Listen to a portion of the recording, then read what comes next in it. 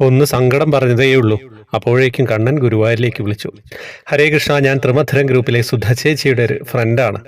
നമ്മുടെ വാട്സപ്പ് ഗ്രൂപ്പിലെ സുധേച്ചിയുടെ ഫ്രണ്ടാണ്. എൻ്റെ പേര് സുനില, പാലക്കാട് ജില്ലയിലാണ് താമസം.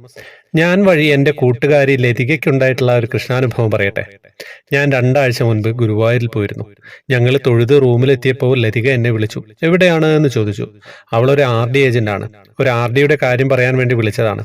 ഞാനിപ്പോൾ ഗുരുവായൂരിലാണ് ഉള്ളതെന്ന് പറഞ്ഞു. ഇത് കേട്ടപ്പോൾ ലതിക കണ്ണനോട് പറഞ്ഞു അത്രേ, കണ്ണാ, എല്ലാവർക്കും ഗുരുവായൂർ പോകാൻ പറ്റുന്നുണ്ടല്ലോ. സുനിച്ചേച്ചി ഇന്ന് പോയി. ഞാൻ 5 കൊല്ലായില്ലേ നിന്നെ കണ്ടിട്ട്, എന്താ എന്നെ ഒന്ന് അവിടേക്ക് വിളിക്കാത്തത് എന്ന് സങ്കടത്തോടെ ചോദിച്ചു. സത്യം പറഞ്ഞാൽ പിന്നെ അവിടെ നടന്നതൊക്കെ കണ്ണന്റെ ഒരു മായാജാലമായിരുന്നു. ലതിക എന്നെ വിളിച്ച് കുറച്ച് കഴിഞ്ഞപ്പോൾ അവൾക്കൊരു ഫോൺ കോൾ വേറൊരു കൂട്ടുകാരിയുടെ.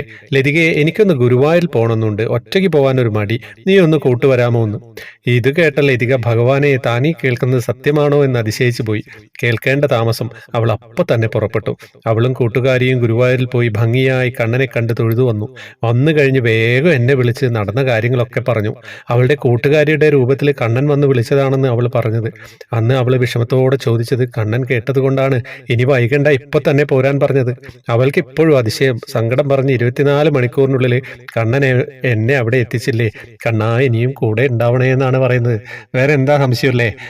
എന്തായാലും ഭഗവാനോട് അങ്ങനെ സങ്കടമൊക്കെ പറഞ്ഞോളൂ, എല്ലാവരുടേതും കേട്ടോളൂ കേട്ടോ. അപ്പം ത്രിമധുരം വാട്സപ്പ് ഗ്രൂപ്പിൽ വരാൻ ജോയിൻ ബട്ടണിലൂടെ വരിക. മുകളിലെ കൃഷ്ണ വിഗ്രഹം വാങ്ങേണ്ടവർക്ക് ആ ലിങ്കിൽ ക്ലിക്ക് ചെയ്താൽ വാങ്ങാം, എല്ലാ സാധനവും വാങ്ങാൻ പറ്റും കേട്ടോ. ഹരേ കൃഷ്ണ.